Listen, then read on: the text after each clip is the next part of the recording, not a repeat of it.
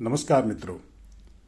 अजीब सानहा मुझ पर गुजर गया यारो, सुना है रात कोई शख्स मर गया यारो। मित्रों, मैं लखनऊ से डॉक्टर रामवृक्ष सिंह। ये देश हादसों का देश है, ये देश सदमों का देश है।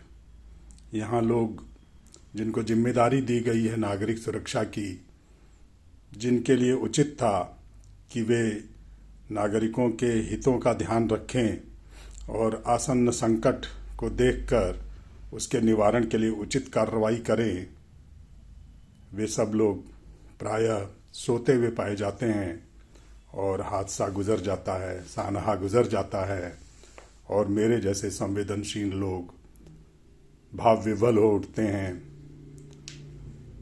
द्रवीभूत हो उठते हैं। उन्हें लगता है कि अरे ये क्या हो गया।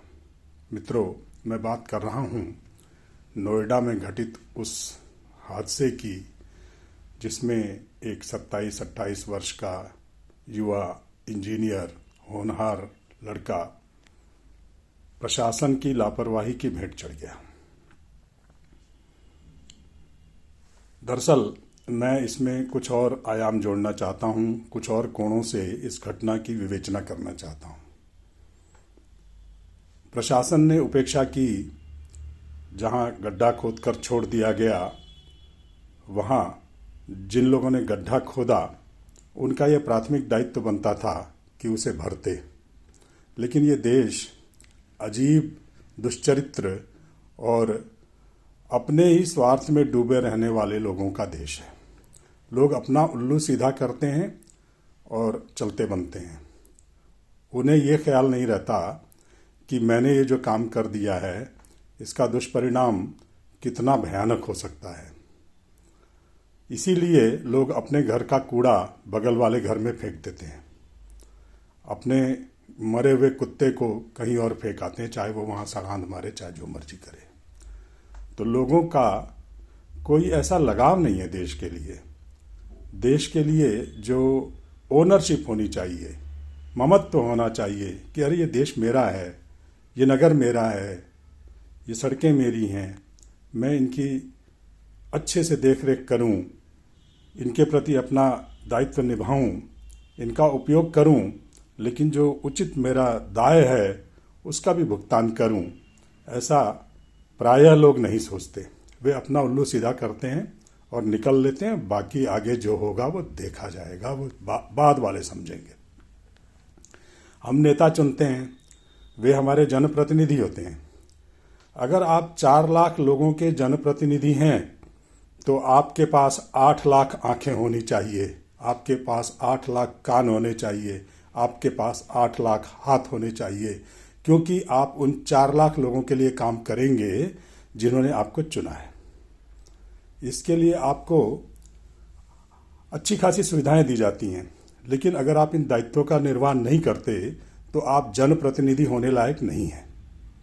इसी प्रकार जो प्राधिकरणों के मुखिया हैं या जो उसके मंत्री हैं, शहरी विकास मंत्रालय के जो मंत्री हैं या अन्य अधिकारीगण हैं, उनकी भी एक बहुत बड़ी भूमिका बनती है।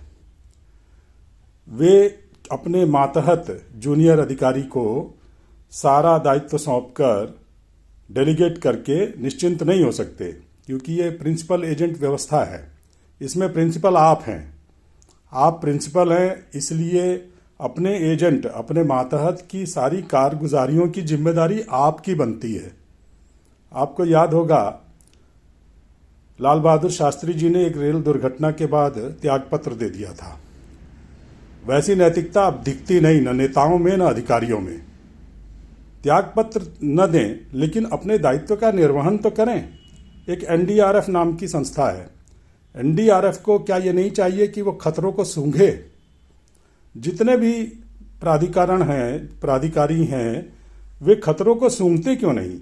घटना जब हो जाती है, बीसियों लोग मारे जाते हैं, तब आप जागते हैं। अरे भाई, आपकी कल्पनाशीलता इतनी नहीं है कि आप खतरों को सूंघें। अगर कोई जोखिम है तो उसका निवारण पहले ही कीजिए। हम कहते हैं कि इलाज से बेहतर है रोकथाम। तो रोकथाम क्यों नहीं करते भाई? आपको रोकथाम करनी चाहिए। इसका मतलब आप या तो हद दर्जे के लापरवाह हैं या मूर्ख हैं। आपकी कल्पना शक्ति इतनी दूर नहीं जाती कि अगर कोई दुर्घटना हो गई तो उसका निवारण कैसे होगा या दुर्घटना होने ही न दी जाए। ये मूर्खता का लक्षण है कि आप कल्पना नहीं कर पाते कि ये जो चीज़ यहाँ पर इस अवस्था में है, इससे कितनी बड़ी दुर्घटना हो सकती है। मैं अपने घर में, अपने परिवार में प्रायः आतंकित रहता हूँ इन चीज़ों से, इन आशंकाओं से घिरा रहता हूँ मैं कि ये चीज़ ऐसे पड़ी है, इससे कितनी बड़ी दुर्घटना हो सकती है। तो ये आपको सोचना चाहिए। जो भी अधिकारी हैं, उच्च अधिकारी, जो भी मंत्री हैं, उन सबको सोचना चाहिए। सांसद, विधायक, पार्षद, सभी को सोचना चाहिए। सभी को अपने आंख कान नाक खुले रखकर चलना चाहिए। आप बंद गाड़ी में चलते हैं और आपको दिखता क्या होगा आजू बाजू? कभी निकलते हैं, कभी पैदल भ्रमण करते हैं। पैदल ना चलिए, पर कम से कम शीशे से देखते हुए तो चलिए कि कहीं कुछ गड़बड़ तो नहीं है। आप तो अपने इस स्वैरलोक में, अपनी सुविधाओं के स्वर्ग में मजे कर रहे हैं भाई। आपको जनता की कोई चिंता है? मुझे तो नहीं लगता। अगर चिंता होती तो 10 साल से कोई गड्ढा खुदा पड़ा है, उसमें 20 फुट पानी भर गया है और आपको वो दिखता ही नहीं। मैं अपनी बात बताता हूँ। जब मैं सड़क पर चलता हूँ तो देखता हूँ कहीं कील पड़ी है तो उसको उठाकर फेंक देता हूँ एक तरफ, ऐसी जगह फेंक देता हूँ जहाँ वो किसी वाहन के पहिए में चुभ न सके। अगर कोई गड्ढा दिखता है तो मैं कोशिश करता हूँ उसको पाट दूँ। अगर पाटने की स्थिति में नहीं होता हूँ तो वहाँ 2-4 पेड़ों की टहनियाँ लाकर खड़ी कर देता हूँ ताकि कोई उसमें गिर न जाए। अभी कुछ दिन पहले मैंने एक रील बनाई थी। मेरे मकान के पीछे एक तिराहे पर एक मैन होल खुला पड़ा था और वो आज भी खुला हुआ है।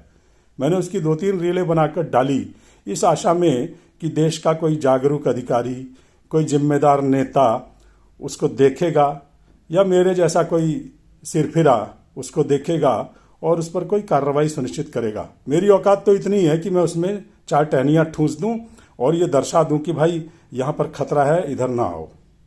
लेकिन जिनके पास ताकत है, जिनको पैसा दिया गया, जिनका बजट है, जिनको ये दायित्व ही दिया गया है कि वे जनसेवा करें और ऐसी स्थितियों का निवारण करने के लिए अपना जी जान लगा दें, वे लोग कुछ नहीं करते। अक्सर ये होता है कि हम 9 से 5 के दायरे में काम करते हैं। हम सरकारी सेवाओं का निजी स्वार्थ के लिए उपयोग तो बहुत करते हैं, लेकिन कभी निजी समय सरकारी काम या जनसेवा के लिए देते हैं, ये भी सोचने की बात है। बहुत से अधिकारी हैं या बहुत से नेता, मंत्री और तमाम तरह के लोग जिनको सरकारी सुविधाएं, गाड़ियां वगैरह मुहैया कराई गई हैं, उन सब गाड़ियों और अन्य सुविधाओं का उपयोग उनके परिवार के लोग, उनके लघुए बगुए चमचे करते हैं। यानी सरकारी सेवाओं का, सरकारी सुविधाओं का निजी हित के लिए उपयोग आप कर लेते हैं। कभी निजी सामर्थ्य, निजी समय जनसेवा के लिए भी दिया है आपने? मुक्तिबोध ने कहा था, मर गया देश, जीवित रह गए तुम। यही स्थिति है आज।